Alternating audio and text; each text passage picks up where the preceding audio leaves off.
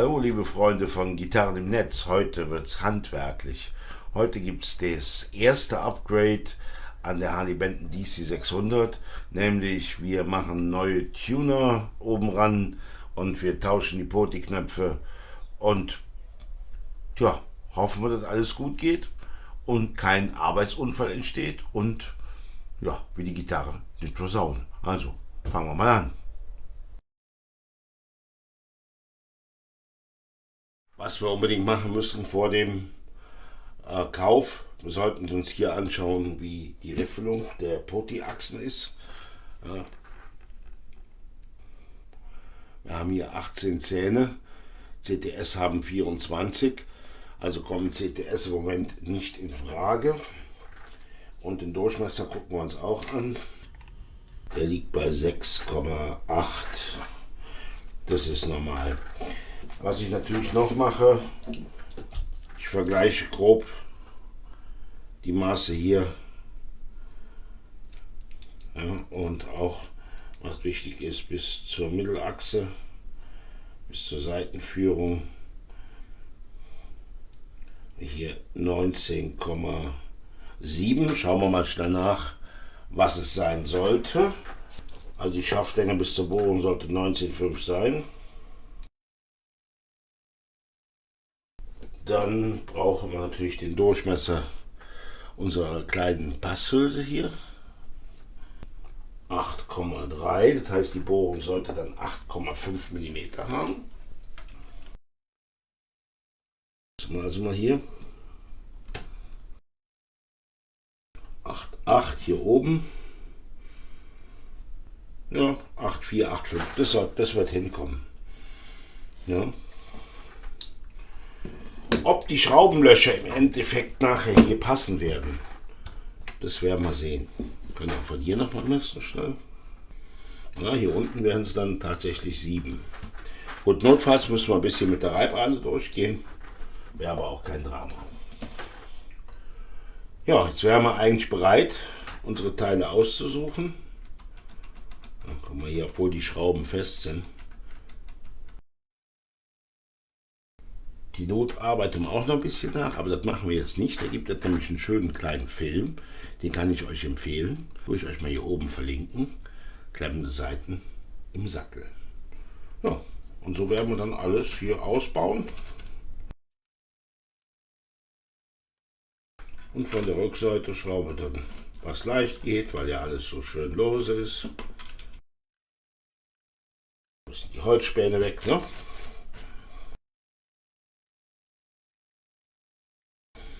Ja, so sieht es jetzt aus.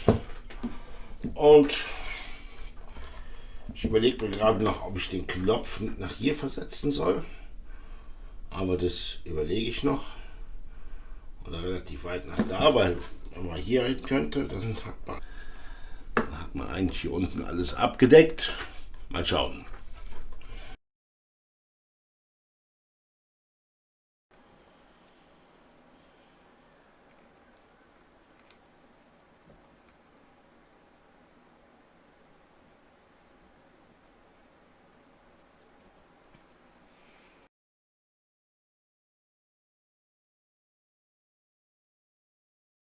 Ja, Thomann hat geliefert.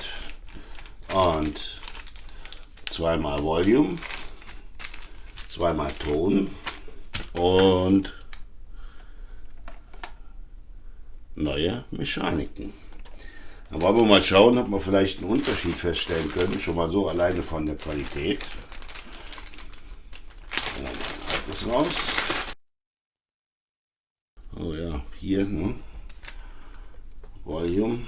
Nehmen wir auch hier mal ein Volume raus. Golde. Auf den ersten Blick kann ich hier jetzt keinen Unterschied erkennen. Sie nebeneinander. Alt. Neu.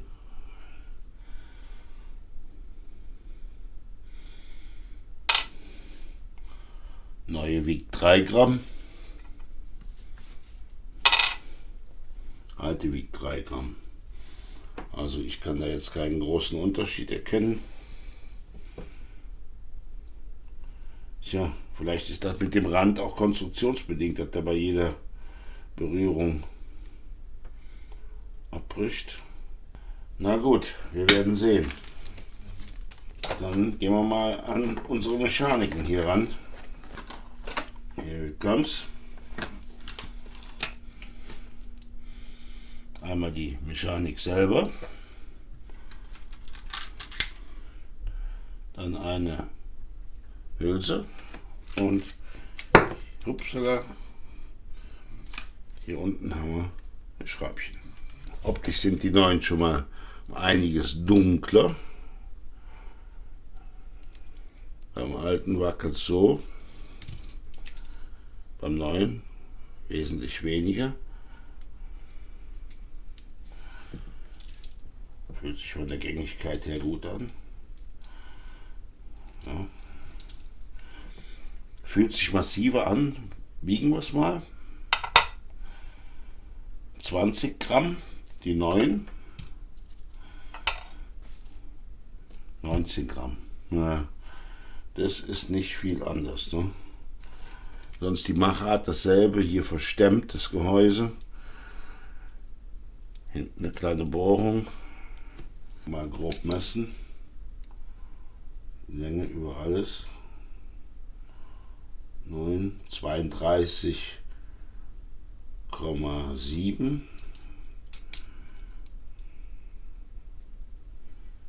31,7, das ist ein Millimeter mehr.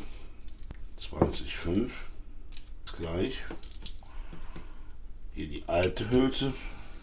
Die neue Hülse ist deutlich tiefer.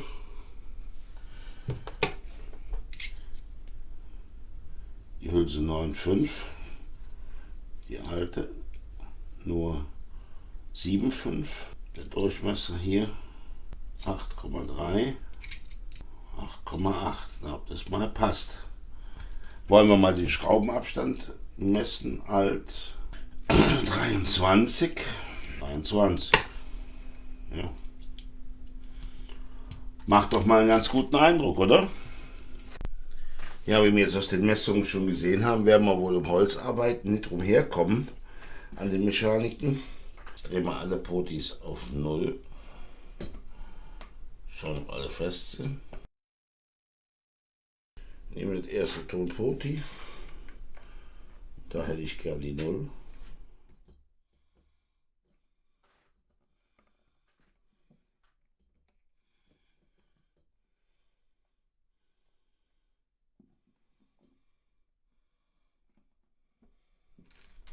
Passt gut.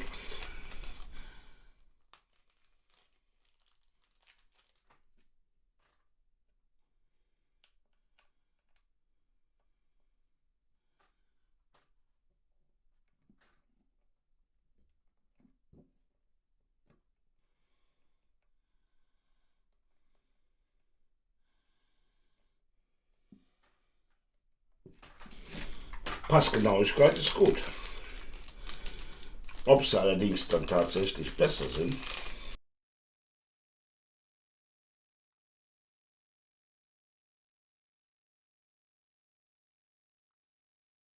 das war's auch schon. Gut, das passt.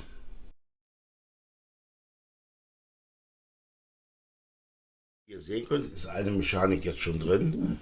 Und wie es aussieht, kann ich auch die Schraubenlöcher weiter verwenden. Gleich als Warnung. Was ich hier mache, ist nicht schulbuchmäßig, sondern mit den Mitteln, die ich hier habe. Ja, schaut bei Old Gitterhand.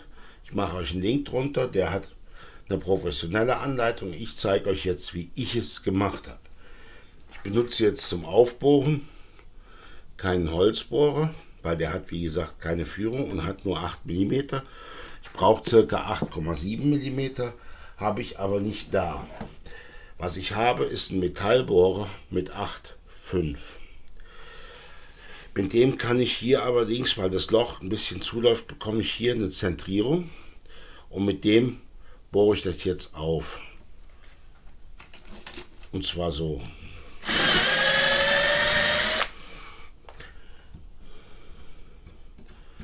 Das geht ziemlich gut, aber jetzt reicht mir natürlich noch nicht die Bohrung, um die Hülse einzusetzen, weil die Hülse hat 8,7, also 2/10 fehlen mir noch. Und was ich jetzt mache, mögen viele drüber schmunzeln, zweifeln.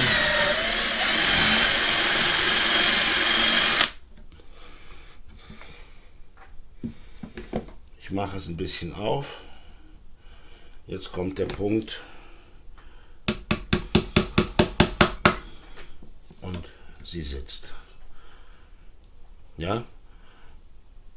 Das mag ein bisschen archaisch aussehen, aber so mache ich es jetzt bei allen. Anschließend muss ich ja nur noch umdrehen, mir die entsprechende Mechanik hier suchen.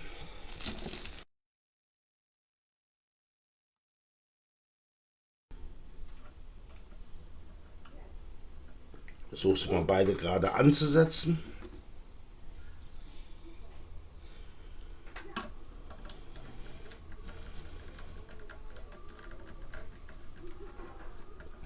Wie ihr seht, es geht. Haben wir also hier Glück gehabt. Jetzt brauche ich nur noch beiziehen. Immer schon ein bisschen gleichmäßig, das nicht verkantet.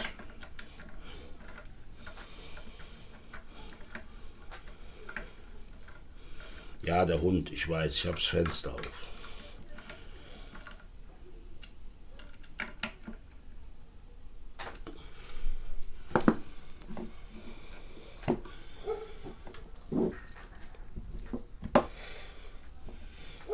Und fertig. Und so machen wir es jetzt mit den restlichen auch noch. Und ja, wie gesagt, das ist meine Herangehensweise. Man kann auch Werkzeug kaufen, das ist wahrscheinlich auch besser. Wollte ich aber an der Stelle nicht machen. Guckt bei Old Gitterhand, der macht es professioneller als der Toko. So, wir sind fertig. Alles verschraubt. Oberseite auch. Alles gut. Alle bewegen sich wunderbar schön. Griffig. Ja. Jetzt noch ein bisschen Satteldach arbeiten. Schmieren. Seiten drauf. Einstellung machen. Und wir haben's. Hat doch klasse geklappt. Oder auch mit ein bisschen Improvisation. Manchmal muss man sich auch was trauen. Aber wie gesagt, mit professionellem Werkzeug ist besser. Gucken wir mal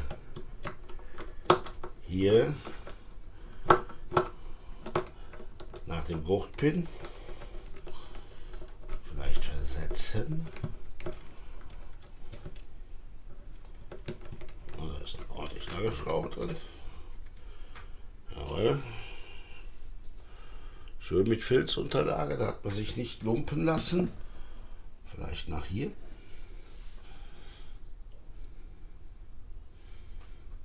Da hätten wir hier schön Freigang. Schauen wir mal. Lochdurchmesser. 3,5. Schön hier in die Mitte, 2,5er Loch. Und gut ist, oder? Das machen wir. Da ist es drin.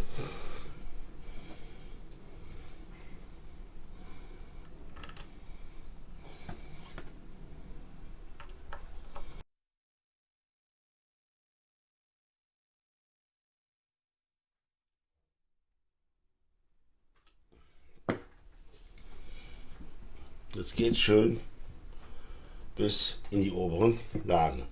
Das kann man noch zumachen. Konnte man ein Streichholz reinmachen oder ein Rundhölzchen, 2,5 Schaschlikspieß und dann abschneiden und ein bisschen Farbe drauf. Könnt aber auch lassen.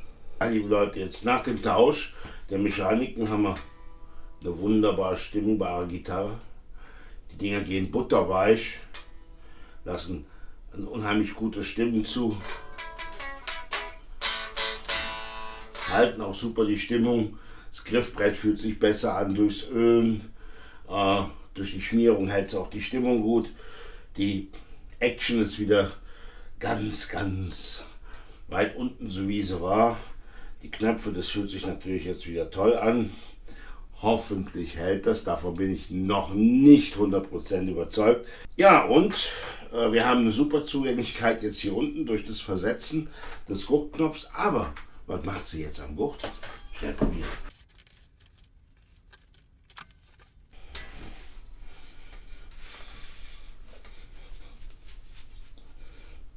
Ist ganz, ganz klein bisschen kopflastig. Jetzt habe ich natürlich das Ding hier noch dran. Aber überhaupt nicht. Und ich komme jetzt wunderbar bis hierhin in die hohen Lagen. Hat sich auch gelohnt. Löchlein machen wir noch zu. Ja, jetzt bin ich super zufrieden mit der Gitarre. Einwandfrei. Ja, das war Überholung oder Upgrade der Harley Benton DC 600 Teil 1. Jetzt sollte ja noch ein Teil 2 kommen. Ja, ich würde gerne noch die Elektrik austauschen, also die Potis und die Schalter. Wenn dort draußen jemand ist, der jemanden kennt, der so was vorgelötet, also pre-wired, verkauft oder herstellt, meldet euch unbedingt in den Kommentaren oder in meiner E-Mail. Dann würde ich gerne noch ein Upgrade auf die Elektrik machen. Wenn ihr noch einen Tipp habt, zum Beispiel für einen neuen Steg oder Brücke, wo ihr vielleicht schon gute Erfahrungen mitgemacht habt, lasst es mich wissen. Vielleicht gibt auch das dann den zweiten Teil des Upgrades. Ja, bis dahin bedanke ich mich fürs Zuschauen. Wie immer, bleibt gesund, bleibt fröhlich, bleibt musikalisch. Bis bald, euer Toko.